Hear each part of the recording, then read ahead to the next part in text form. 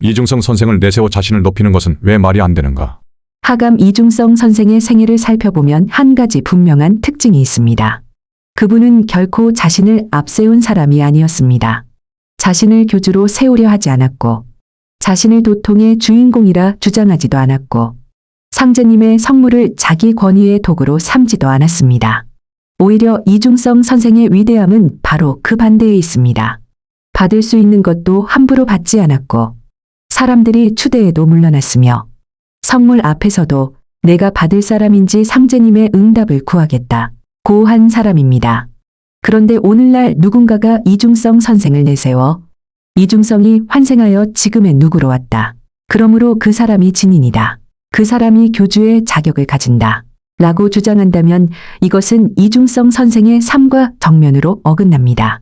이중성 선생은 무진년 동지의 정읍에 들어왔고 보천교 안에서 상제님 신앙이 무너지는 것을 보고 당당히 일어나 차경석의 배반을 꾸짖었습니다.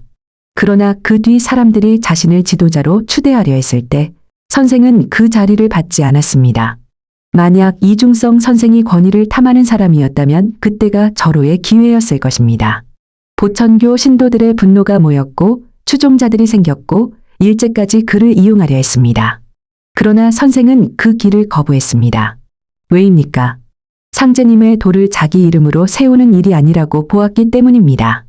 또한 1934년 상제님의 친필, 용봉 독존석갑을 을 전수받을 때도 선생은 처음부터 덥석 받지 않았습니다. 그 자리에 상제님을 직접 모셨던 제자들이 있는데 어찌 자신이 받겠느냐며 사양했습니다. 이 모습이 중요합니다. 참된 사람은 성물을 받았다고 자기를 높이지 않습니다.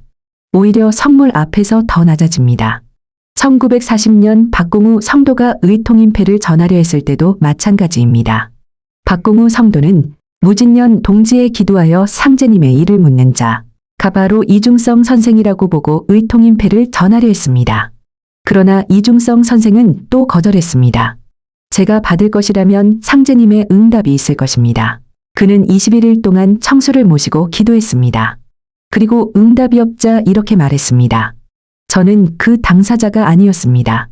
이 한마디가 이중성 선생의 신앙을 말해줍니다. 사람이 주는 권위로 받지 않았습니다. 인정받고 싶어서 받지 않았습니다. 자기 해석으로 받지 않았습니다. 오직 상제님의 뜻이 아니면 받지 않았습니다.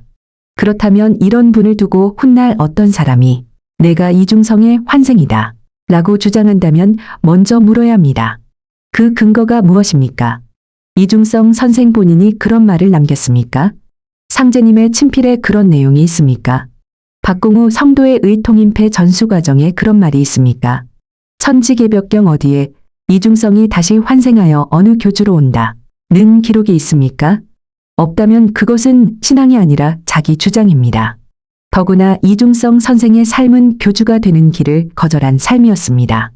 그런데 훗날 누군가가 이중성 선생을 빌려 자기 교주권을 세운다면 그것은 이중성 선생의 정신을 계승하는 것이 아니라 오히려 거꾸로 이용하는 것입니다. 이중성 선생은 상제님의 일을 자기 이름으로 만들지 않았습니다. 천지개벽경을 편술했지만 자신을 주인공으로 세우지 않았습니다.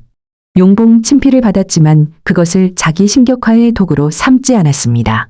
의통인패를 받을 기회가 있었지만 응답이 없자 끝내 받지 않았습니다. 이것이 진짜 이중성 선생입니다. 그러므로 이중성 선생을 존중한다면 그분의 이름을 함부로 현대의 특정 인물에게 붙여서는 안 됩니다. 그것은 이중성 선생을 높이는 일이 아니라 오히려 욕되게 하는 일입니다. 진인은 스스로 내가 누구의 환생이다 라고 외쳐서 되는 것이 아닙니다. 진인은 전생의 이름을 빌려 만들어지는 것이 아닙니다. 진인은 삶과 도심과 겸손과 상제님을 향한 절대적 경외 속에서 드러나는 것입니다. 이중성 선생의 참된 위대함은 바로 여기에 있습니다. 그분은 받을 수 있는 자리에서도 물러났고 높아질 수 있는 순간에도 낮아졌고 성물을 앞에 두고도 자기 뜻보다 상제님의 응답을 먼저 구했습니다.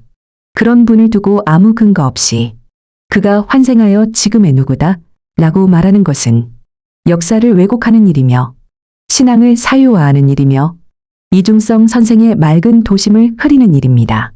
우리가 이중성 선생에게 배워야 할 것은 내가 그 사람이다 라는 주장이 아닙니다. 오히려 나는 받을 사람이 아니다. 상제님의 응답이 없으면 받을 수 없다. 상제님의 도를 내 이름으로 삼지 않겠다. 이 마음입니다. 이것이야말로 하감 이중성 선생이 남긴 가장 큰 가르침이라고 생각합니다.